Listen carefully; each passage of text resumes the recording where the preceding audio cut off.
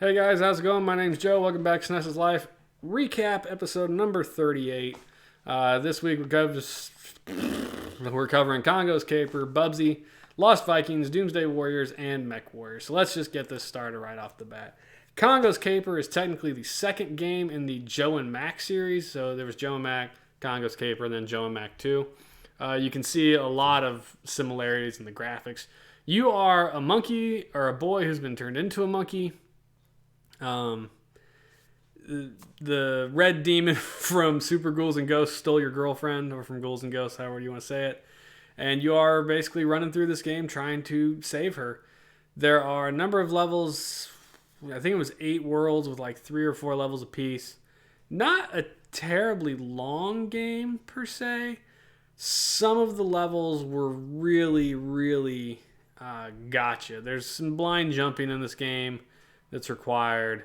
There's some platforming that is very exacting later on, as far as like platforms that'll fall, and if you don't hit them kind of dead center, you just kind of fall through the edges of them, which was really irritating. But I actually did play this game to completion. The music and sound effects were good, the graphics were good, and I didn't feel displeased. I mean, there was definitely a stage or two where I kind of with the whole gotcha mechanics, but it was never enough to make me want to quit. So I really enjoyed Congo's Caper. It was absolutely a thumbs up. And if you guys like Joe and Mac, my guess is you'll like Congo's Caper. So check that one out. Next up, the infamous Bubsy and Claws Encounters the Third Kind. Bubsy is an action platformer that was way overhyped back in the day. And because of that, it's actually a pretty mediocre platformer. It's not awful. The music's okay. Every level has 3 stages, and the music is the same in every stage. But when you get to the next level, the music does change. The music was pretty decent. The sound effects were pretty decent. The character animations were really solid. So the game looked good. But as far as controls, the controls were extremely loose. Not exact at all. You slid everywhere. The jumps were pretty inaccurate, and there was definitely some edge clipping in there. But even more so, every level being 3 stages, the stages were really long, and I don't think the levels were designed particularly well. So the game gives you a lot of 1-ups to make up for the constant death that you're going to be in, because everything in here one hit kills you. The levels are kind of designed to be run really fast, but then just like Sonic the Hedgehog, it punishes you for that. And you don't have the ring system, so the first time you get hit, which is going to be all the time, if you start running fast, trust me, you're going to die. And it's 1-hit kills. So I didn't care for it. It's not a completely unbearably awful game, but there are just definitely games that are more worth playing. So I don't know that it deserves 100% of the hate that it gets, because people online are like, this is the worst game ever. And it's bad, but it's not that bad, So, worth checking out? No, probably not. I gave it a thumbs down. Next up is a game from Blizzard, The Lost Vikings. This is a puzzle platformer where you control 3 different Vikings who each have a different power. One can swing a sword, shoot a bow and arrow. One has a shield that he can hold in front or above him. The other guy can run and hit things with his horns to break walls or jump. He's the only one that can jump. And you are making your way through all these puzzly levels swapping between characters and items that you pick up to get past obstacles to get to the end of the level. And all 3 Vikings have to make it to the end of the level, because if you don't, you have to do the level over. Because you have to make all 3 survive throughout the entire game. And I don't know if you'll see it in the little clip here, but when you finish a level with less than all 3, there's however many are left alive are standing on the shore, and the other one's in a burning ship being pushed off into the water. Very Viking, And the graphics are good. They're solid. They're not amazing, but they're good enough. And the character animations were nice. The sound and music were both fine. Also, again, not anything to write home about, but not bad by any stretch. And the controls were good, tight, very simple and intuitive. Plus, there's these little question blocks around that tell you what to do. So that was nice. The game was actually fun. I did enjoy it. I could see myself on a rainy day, when I'm bored, don't want to play anything else. I could see sitting down and puzzling this game out for a few hours. I'm sure that the rooms get significantly more difficult. I did not beat the game, but it was fun. I did enjoy it. I did give it a thumbs up. And if you like puzzlers or puzzle platformers, I think that the Lost Vikings is definitely worth looking up. It's a good game made by a good company that put out good games. So definitely worth checking out. Lost Vikings. Next is Doomsday Warrior, which is a fighting game. It is a 1v1. Oddly, it is not a best of 3 Street Fighter clone. The graphics in this game are fine. Everything looks okay. There's only like four, I think, backgrounds, which is unfortunate. Not a lot of variance there. And there's only 6 characters you can play as, so fewer characters. The music was okay. The sound effects were fine. The controls were a bit strange. So this was the era of Street Fighter clones. And this one clearly tried to not be a Street Fighter clone, in so much as you only utilized 3 buttons. So you had like a jump, an attack, or a punch and a kick. And then depending on how you were holding your D-pad, it would change those. The normal fighting moves were not the normal Street Fighter moves. So in almost every fighting game, there's a Hadouken move, from down to down right to right, and then a punch or a kick or whatever, right being forward, depending on which direction you're facing, of course. And that exists in almost every fighting game. Someone has a Hadouken power. And in this one, no one used that combination. In fact, there was a lot of weird combinations like hold up and then half circle backwards to down and kick, and or hold down for a couple seconds, then up and kick, and you do like these jump moves. So definitely not the same move sets, which was nice, but also kind of confusing as it was trying to buck the trend. This was kind of an interesting thing. When you beat guys, you got some bonus points to add into your power of your hits, your defense, or your special moves.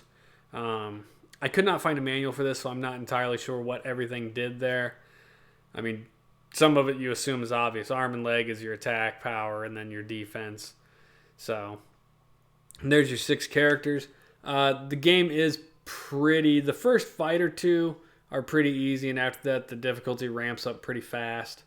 I got to the last boss. So when you beat the 6 characters, you get to the boss of the game, and you have to fight his 2 henchmen first. And that is a best of 3 battle. So you have to win twice against each one of those. And then you get to the boss, who I got to, but you have to win twice against him too. And I don't think I ever got him down past the first bar. So you see your health bars, there's 4 little blocks. I don't think I ever got the final boss past that first block. Like he manhandled me easily every time. So very, very difficult. Not an awful game, but give me some Street Fighter or Mortal Kombat, because it really also wasn't that interesting of a game, frankly. Not enough variation to make me want to play it again. So a thumbs down for Doomsday Warrior.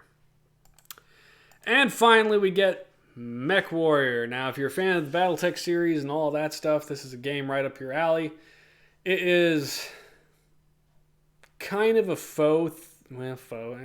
It's a 3D battlescape from a cockpit view of a mech, where you're running around just blasting away at other mechs. And you see here, we're about to get into a fight, so I'll wait just a second. There's your cockpit view. And down on the bottom, you get your heat gauge and your weapon choices and your current enemy target. And then on the left, you get your radar and a picture of your mech, which will eventually show like what sections of you are damaged. If you lose a leg or an arm, it'll show that piece go away. It reminds me, the screen terrain that you're in reminds me a lot of Pilot Wings and F-Zero as far as the scaling is concerned.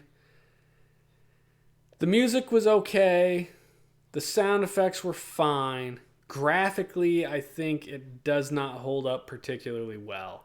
Everything is from this cockpit view or from that front screen you saw. I think this fight will be over relatively shortly here. and then you'll get to see that screen again. It's like a cityscape, and you can go to the bar and talk to people, or you can go to the garage and fix your mech, and then you can go to the HQ and accept missions before you go out and fight. So there is a story in this game. It is technically story driven, but every mission is basically go kill mechs. You know, you can move that little aiming reticule around the screen if you want, but it is difficult to aim because you have to hold Y while you aim, and probably you're shooting at the same time. Now, to be fair, in its defense, the manual and the in-game thing is like, buy homing missiles because they're good.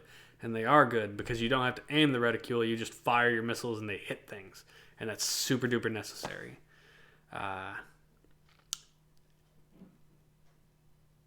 Controls were fine. There are jump jets. Flying is kind of difficult. I don't think you get forward momentum when you fly. I think you just kind of go up and down, which is silly. My biggest complaint on the controls is there's no strafe. So you can go straight forward or you can turn, but you can't. You know, one of the biggest things about mecha combat as far as Battletech is concerned is the ability to turn and shoot while running a different direction, strafing. And I think if this game had strafing movement or the ability to tilt your mech and your legs two different ways, it would have been a lot better. But what happens is you're basically forced to charge straight at the enemy, guns blazing, to actually hit them and kill them. And then that, of course, in turn means that they're aimed straight at you, blazing away with their guns. And in every mission, it's you versus multiple enemy mechs. And if you get between a couple of them, they are going to tear you to shreds very, very quickly. It is a hard game, later levels. I did win quite a few matches before I started dying a lot. But die I did. And I guess what I said on Twitter after I played it was the game's not awful. It's an okay game. If you like Battletech and Mechwarriors, then you'll probably be alright playing this for a little bit. But it just wasn't engaging enough to keep my interest. So while I don't recommend it, I could see people who enjoy mech games liking this game. So not bad, just not great. So it is a thumbs down, but that's okay. So pretty rough week. We got 3 thumbs down and 2 thumbs up. But what are you going to do? That's just kind of how it goes sometimes. So thank you everybody for joining me as we recap the last 5 games I played. And remember to subscribe and like videos and comment if you would like. You can send us emails, check out the website. Don't forget to join us on Twitch streams on Sunday, Wednesday, and Saturdays. We used to do 9 to 10. I've kind of dropped that to 8 to 9. Just with Joey away at college, it's a little bit easier for me to stream a little earlier in the evening. And I like to go to bed a little earlier because I'm getting old. It's just how it works. So thank you very much, everybody, for joining me. I hope you guys continue to do so. Have a good one.